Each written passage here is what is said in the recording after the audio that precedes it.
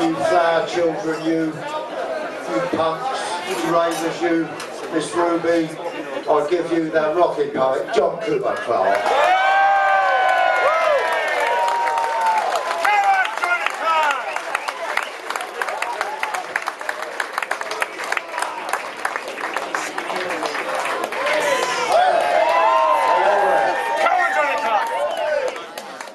You come through that arch, I keep it, it's a Pavlovian reaction, I keep emptying all the change out of my pockets and taking my boots off.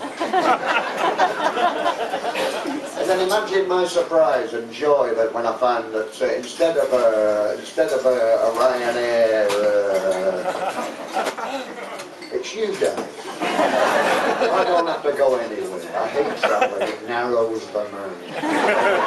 Anybody will tell you that. All you can think is, what do I do next?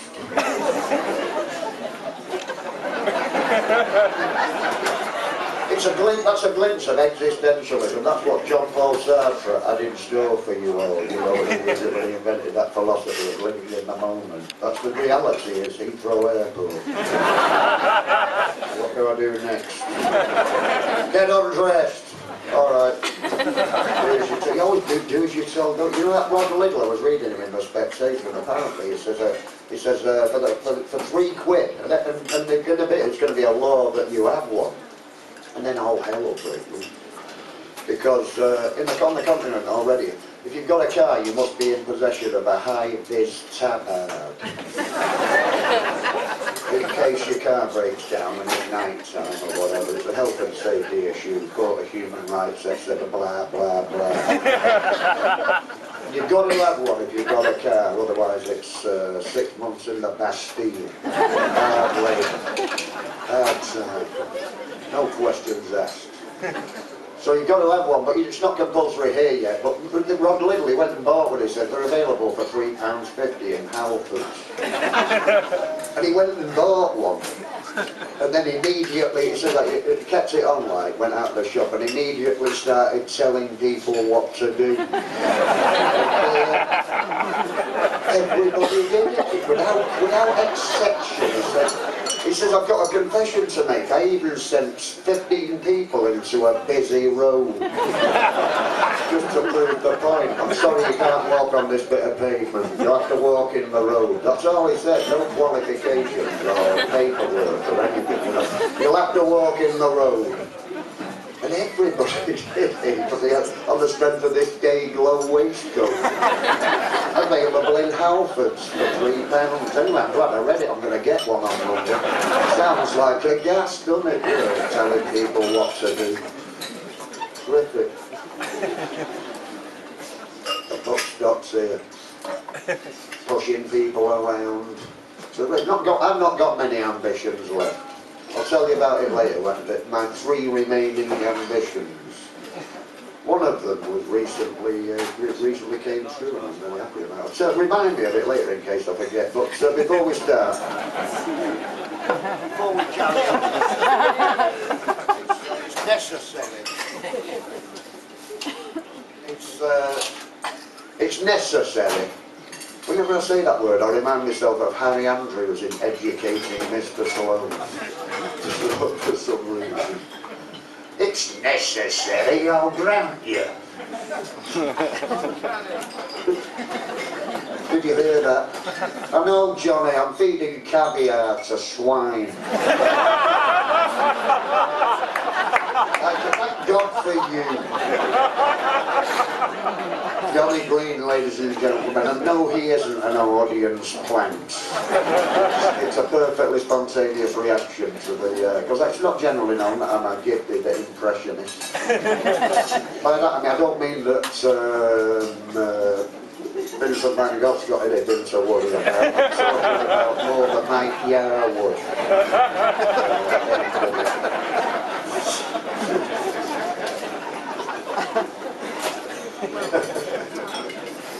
I'll be slipping a few in throughout the evening, and like yes, I'll level with you. I haven't got the subtlety of a Davro. See what you think? And like all the best impressionists. I'll tell you who it is.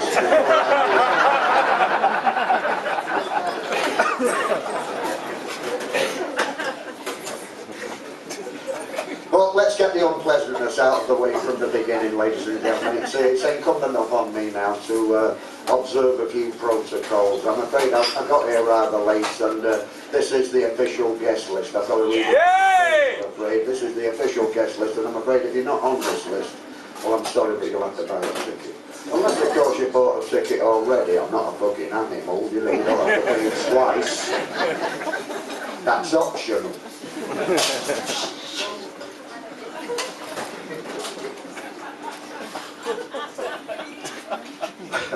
Official guest list.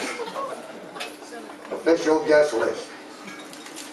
Here's the who's that, are you in it? Duke McGuinness and his photo finishers, Chandler Burr with a bucket of myrrh, a murderer in human fur, a one-man racial slur, better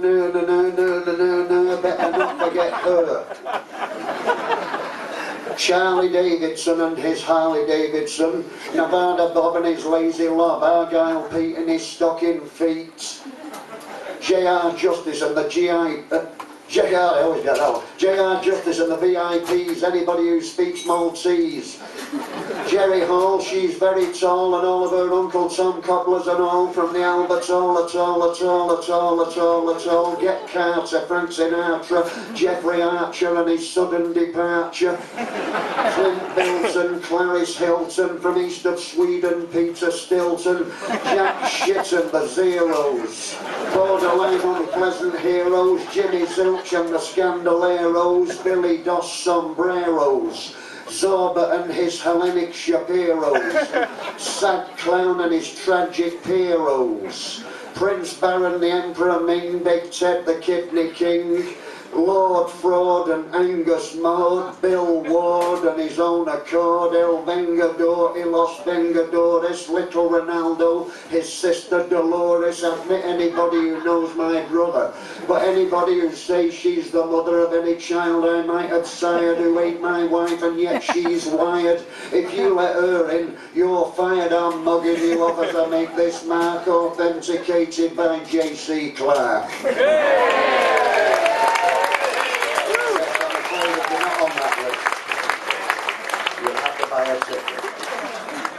That includes me.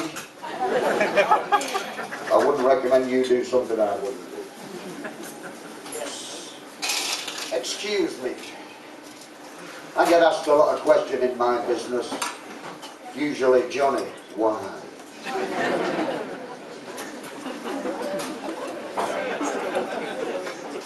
And others, even more incomprehensible, what is occasional furniture the rest of the time?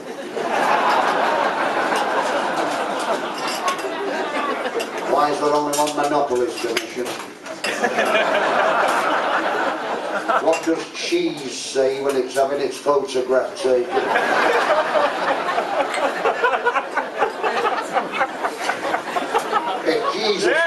If Jesus was Jewish, why the Spanish name?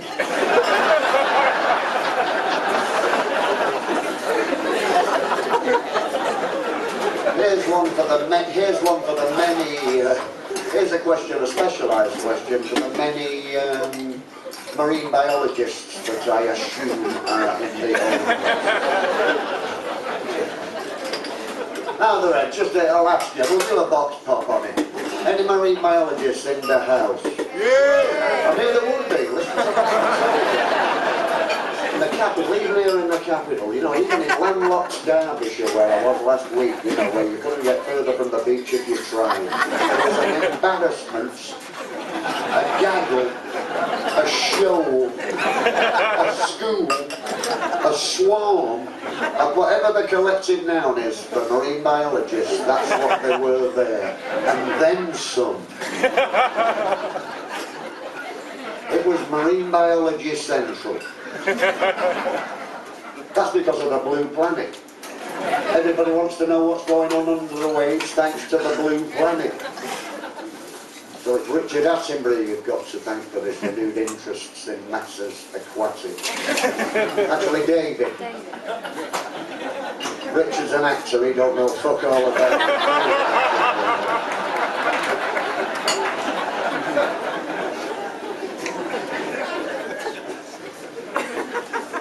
Now everybody wants to know what's going on under the waves. Submarine biology is now the burgeoning career move of the early 21st century, as you can see. It is to the early 21st century what sociology was to the 1970s, what business studies was in the 1980s, what media studies was in the 1990s. In the early 21st century, it's marine biology. Well, I've got a question for that marine biologist, or that gaggle of marine biologists, and my question is this. How deep would the sea be if there weren't any sponges down there? I'll leave it with you. It's a two-pint problem, Sherlock.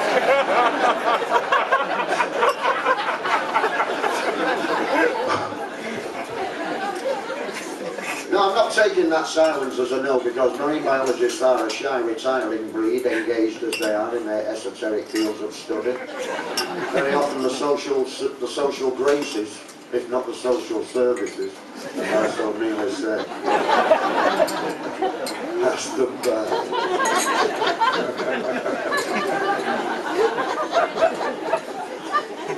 I imagine with such an esoteric field of endeavour, the social services would be a regular visitor.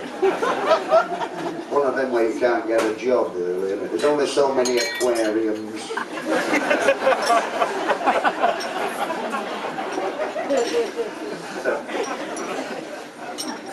Well, the main question I'm asked is, Johnny, how did you get here?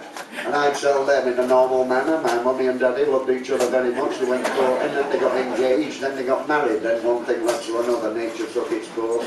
Here I am, same as anybody else, why do you ask? No, Johnny, it wasn't an existential question even. What we wanted to know was what method of transport did you employ this evening? And I tell them in the best kind of car known to man, and that car is a hire car, ladies and gentlemen. The social advantage is inherent in the rented vehicle, and not as somebody once suggested, a larder. The difference between a larder and a sheep, it's marginally less embarrassing being discovered getting out the back of a sheep. The difference between a larder and a Jehovah's Witness, you can close the door on a Jehovah's Witness.